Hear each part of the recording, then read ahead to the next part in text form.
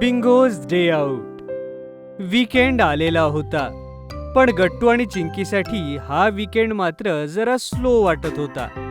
Bingo सुद्धा गट्टू चिंकीकडे याच आशेनं बघत होता की काही फन ऍक्टिव्हिटी होईल. गट्टू टीव्हीचा रिमोट सोफ्यावरती ठेवत म्हणतो, अगं चिंकी, सगळे वीकेंड सारखेच होत चाललेत. टीव्ही, कार्टून्स आणि खूप सारे इंडोर खेळ. हो, मला काहीतरी आउटडोर करायचंय.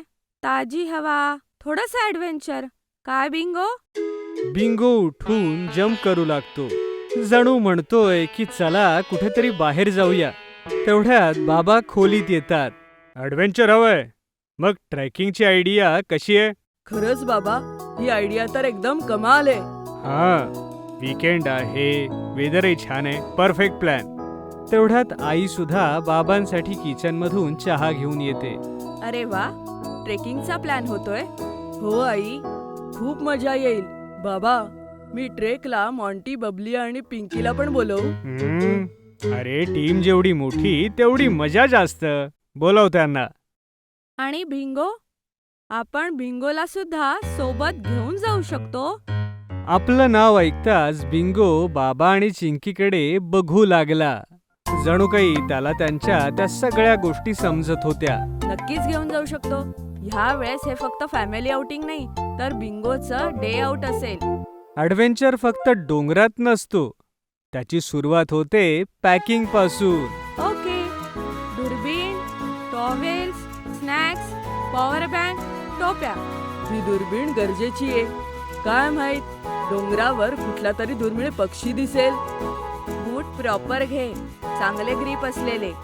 आणि पाहता पाहता ट्रॅकची सगळी तयारी होऊन झाली.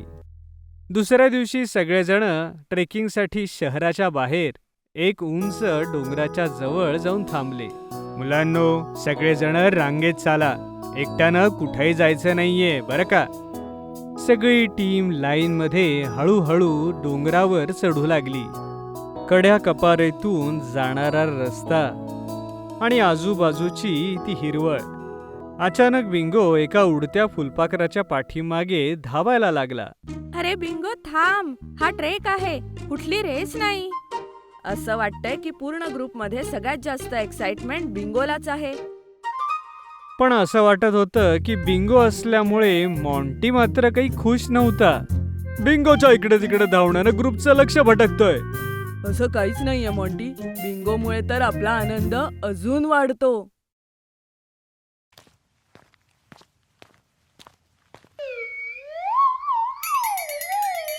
सावकाश बाळा, सांभाळून. थँक्यू काकू, मी लक्ष ठेवेन. मी तर याचसाठी चांगल्या ग्रिपचे शूज घालून आलोय. माझा वेग तर अगदी बिंगो सारखाच आहे. असं वाटतंय की बिंगो म्हणतोय फॉलो मी. थोडंसं पुढे चालून सगळेजण सावलीमध्ये आराम करायला बसतात. गट्टूने आपल्या बॅकपॅक मधून एक सँडविच काढलं आणि म्हणाला, ब्रेक टाइम. कोणाकोणाला भूक लागलीये? मी आणि बिंगो ही. सगळेजण आपल्या बॅगेमधून स्नॅक्स काढून खाऊ लागले.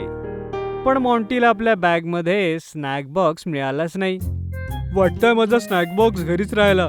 काही हरकत नाही बाळा, तू हे सँडविच खा. आईनं आपल्या डब्यातनं एक सँडविच काढून तो मॉन्टीला दिला. थँक्यू काकू. ब्रेक नंतर पुन्हा सगळेजण ट्रेकवर चालू लागले. बिस्किट्स खाऊन बिंगो अजून जास्त जोशात चालत होता. पण मॉन्टीचा पोट मात्र त्या सँडविचने काही भरलं नाही आणि त्याला अजून भूक लागली होती. अरे यार, इथे कुठे पिझ्झा आउटलेट मिळेल का? का नाही, पुढे मस्त 5 स्टार हॉटेल आहे, खास तुझ्यासाठी. गट्टूच्या बोलण्यावर सगळी मुलं हसू लागतात. पण कदाचित मॉन्टीचं नशीब चांगलं होतं, कारण थोडंसं पुढे जाताच घनदाट झाडांच्या मध्ये एक मॅगीचं छोटंसं दुकान दिसतं. ही तर कमाल झाली, या जंगलात मॅगीचा स्टॉल. माझा मॅगीचा स्टॉल या रोडवर फार फेमस आहे भावा, एक प्लेट खाऊन तर पहा. मॉन्टीने पटापट मॅगीच्या 2 प्लेट संपवल्या आणि मग त्यानंतरच त्याला बरं वाटलं. मॅगी स्टॉलच्या आजूबाजूला अजून बाकी काही ट्रॅकर्स होते, जे बिंगोला पाहून खूप खुश होतात आणि त्याच्यासोबत खेळण्याचा प्रयत्न करतात.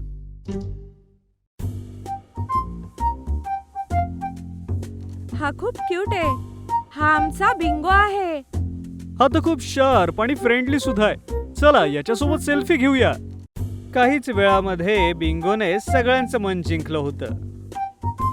काही वेळाच्या ब्रेक नंतर सगळेजण ट्रेक करत डोंगराच्या टोकाच्या दिशेनं चालू लागले. थोड्याशा चढणीनंतर समोर होता एक अद्भुत नजारा. खाली घाट, वरती उंच मोकळे आकाश आणि त्यामध्ये फक्त शांतता. वाव, किती मस्त व्ह्यू आहे. मी तर दुर्बिणीने खाली दरीमध्ये खोलवर बघतोय. अरे गट्टू, मला सुद्धा बायनॅक्युलर मधून पाहायचंय. हे ट्रेकिंग तर खरंच मस्त आहे. मुलांना झालेला आनंद बघून आई बाबा सुद्धा खूप खुश होतात.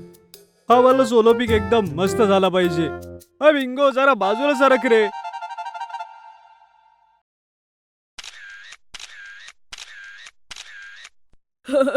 बिंगो तर पूर्ण फोटो बॉम्ब आहे. बिंगोच्या फोटोबॉम्बिंगमुळे जिथे मॉन्टीचा मूड ऑफ होत होता तिथे बाकी मुलं त्याच्या गमती जमती एन्जॉय करत होते आणि बिंगो त्या सगळ्यांसोबत खूप एन्जॉय करत होता.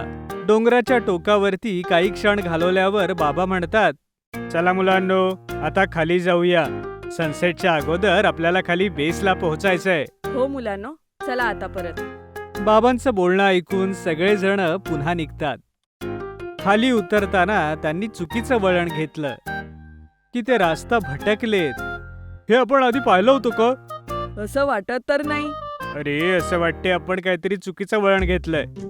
सगळ्यांच्या चेहऱ्यावर भीती स्पष्ट दिसत होती आणि बिंगोला आतून काहीतरी जाणवलं आणि मग खूप सारा कॉन्फिडन्सने तो पुढे चालू लागला. असं वाटतंय की बिंगो म्हणतोय माझ्या मागे या. काही गोष्टींमध्ये डॉग्सचे इन्स्टिंक्ट माणसापेक्षा जास्त चांगले असतात. चला आता आपण बिंगोच्या मागे जाऊया. सगळा ग्रुप आता बिंगोच्याच मागे मागे जात होता. थोड्या वेळामध्येच घनदाट झाडांच्या मध्ये त्यांना पुन्हा एकदा तो मॅगीचा स्टॉल दिसला. स्टॉलच्या आजूबाजूलाही अजून ट्रेकर्सचे ग्रुप होते. ते सगळेजण खालच्या दिशेने जात होते. ते बघून सगळ्यांचा जीवात जीव आला. हा तर तोच मॅगी स्टॉल आहे. हो, इथून तर आपल्याला खालचा रस्ता माहितीये.